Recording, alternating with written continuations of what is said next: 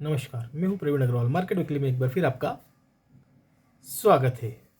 इस बार निफ्टी और bank Nifty में विशेष तेजी में दिन नहीं रही। निफ्टी ने जब 22,053 का हाई बनाया, वहीं 21,629 रुपये का लो बनाया, लगभग 71 पॉइंट टूटकर 21,782 रुपये और निफ्टी बंद हुई। वहीं बैंक निफ्टी ने 46,181 रुपये का हाई बनाया, 44,859 रुपये का लो बनाकर लगभग 336 पॉइंट टूटा और 45,634 रुपये पर बैंक निफ्टी बंद हुआ। सोने और चांदी की बात करें तो चांदी ने 71,180 का हाई बनाकर 69,880 का लो बनाया, लगभग 434 रुपये चांदी टूटी और सीधे 70,774 रुपये पर चांदी बंद हुई। वहीं सोने ने 62,730 रुपये का हाई बनाया, 62,100 का लो बनाकर लगभग 268 रुपये टूटा और 62,294 रुपये पर सोना बंद हुआ।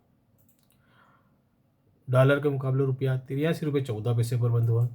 वहीं एफआईज ने इस हफ्ते भी 5,871 करोड़ रुपए की बिकवाली करी। साथ ही साथ डीआईज ने 5,326 करोड़ रुपए का माल खरीदा है। इस हफ्ते आरबीआई की रेट पॉलिसी रही, जिसमें आरबीआई की रेट पॉलिसी में उन्होंने कोई भी बदलाव नहीं करा। ब्याज दरों में कुछ चेंजेस नहीं किए गए, लेकिन साथ ही साथ बैंकों को लोन देते समय अपने सभी हिडन चार्जेस इंटरेस्ट में शामिल करके बताने को कहा है, जिससे प्राइवेट बैंकों के शेयरों में नुकसान हो सकता है और इस हफ्ते नुकसान हुआ भी है। निफ्टी के इस हफ्ते के टॉप गेनर है LIC इंडिया, जो लगभग 14.5% चला। वहीं अडानी की लगभग 12.5% की तेजी रही। इंडियन ऑयल कॉरपोरेशन में भी लगभग 12% की तेजी रही। साथ ही साथ स्टेट बैंक ऑफ इंडिया लगभग 11.5% चला। वहीं BPCL में लगभग 10% की तेजी रही। इसके साथ ही साथ ICICI लंबोर्ड भी लगभग 9.5% की तेजी रही।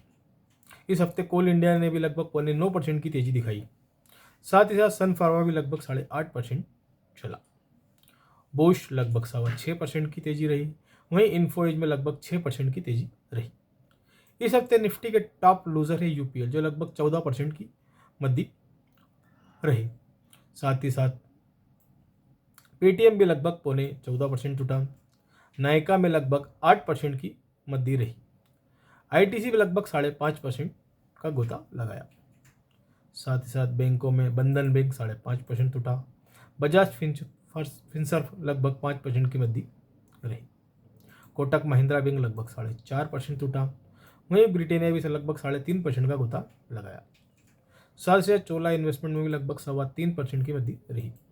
इंडसलैंड बैंक लगभग 3% टूटा। वहीं साथ ही साथ HDFC बैंक भी लगभग 3% टूटा। इस बैंकों में मद्दी बिकवाली सामान्यतः RBI की पॉलिसी के कारण ही आई है। निवेशकों से निवेदन है कि भैया सावधान रहे, मार्केट में आगे भी प्रॉफिट बुकिंग जारी रह सकती है। वश में एक खुदावश लगाएं और उसका ध्यान रखें। यदि आपको हमारा चैनल पसंद आए तो उसे लाइक कर सब्सक्राइब करना न भूलें। जय हिंद, जय भारत, जय श्री कृष्ण।